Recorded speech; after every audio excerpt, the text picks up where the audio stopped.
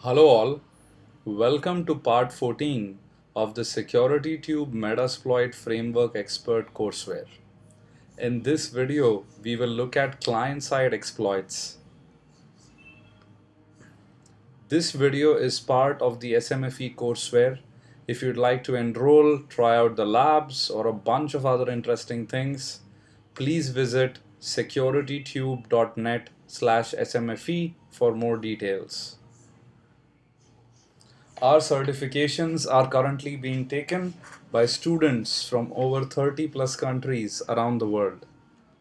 And this video is provided on SecurityTube free of charge to the community in line with our vision to provide quality yet free InfoSec education to one and all. Okay, so till now in all the demonstrations, we've seen server-side vulnerabilities, right? Vulnerabilities in various processes, services which are running on the server side.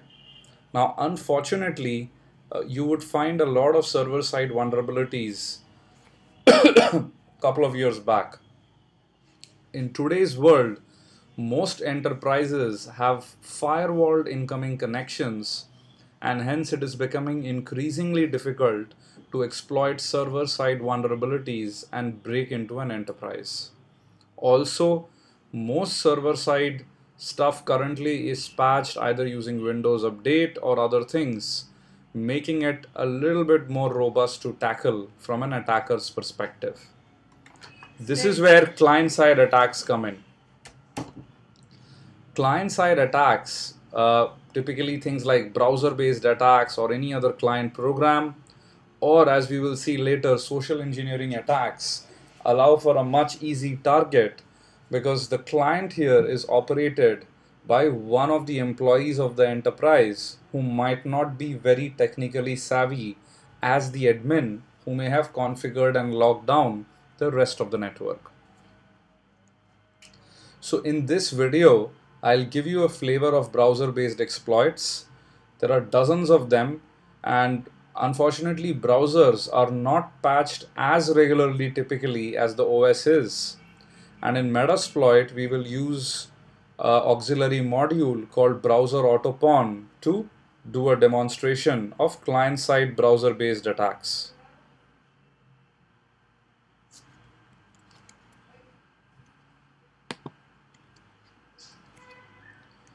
So here is my virtual machine running Windows 7.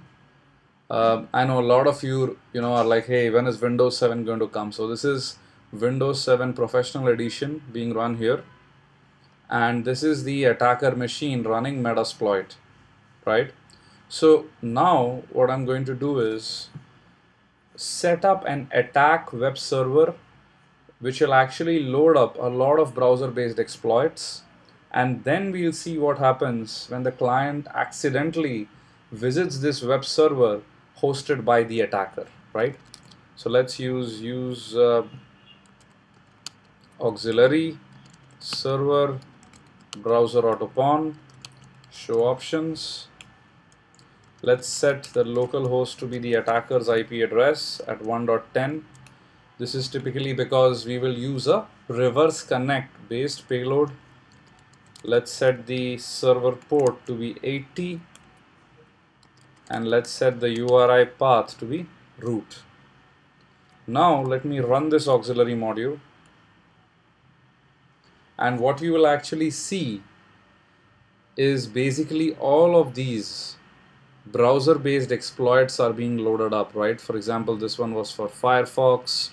This is for multiple browsers, again multiple browsers, right? For Opera, Mozilla, Safari, QuickTime based flaws, which again would apply to a lot of browsers, right? And a couple of others. So let's wait for all of these exploits to be loaded. These are typically loaded in different URLs, and Browser Autopon will lure the client and try out one or more of these exploits to see if it can break into the client. Right? So there goes. The payload handlers have been started. and here it is, server started. Now let's go to our client and type in the URL of the attack server, right? 192.168.1.10. There it goes. Let's go back to the attacker machine. And if you notice right now, we are actually sending Meterpreter stage 2 payload to the victim. Fantastic.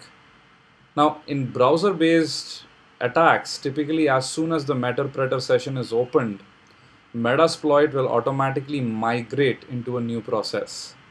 This is simply because traditionally browser-based exploits have always known to be very stable, and in some cases the browser almost always crashes. Thus, if this happens, our Meterpreter session will be lost as well, and that's the reason why in many cases we actually migrate into a new process. In this case, we've spawned notepad.exe and migrated into it. Let's do a sessions-l, and there you see our Meterpreter session is waiting for us. So let's connect to it. Session ID is 1. Let's do a get UID, which would be the current user who ran the browser, security tube, and then we can do a sysinfo. Check that this is actually a Windows 7 machine, and this is the IP address we've attacked, right? So what we've seen in this demonstration basically is that even if the victim visits a website run by the attacker, which contains a lot of browser-based exploits, if the victim's browser is unpatched for most of the latest vulnerabilities, the attacker could still break in. What is the best part? Note, this is an inside-out connection, which is a victim inside an enterprise is connecting out to an attacker server. Now, your question might be, well, why would a victim connect to an attacker server? So here is my counter question to you. How many new links which you receive over sites like Facebook, Twitter, LinkedIn, over email do you click every day? Could it not be possible that the attacker sends you a spoofed email which contains a link which you accidentally click, or something which you receive on any of these social media facilities, right? Well, you may argue that you are security conscious, but imagine what would happen even if one employee of your enterprise would click on such a link and get exploited, right? So that's all for this video, in which we saw client-side attacks using browser exploits. This video is part of the SecurityTube Metasploit Framework Expert course and certification. Please visit us at securitytube.net/smfe for more details on how to enroll. Thank you very much.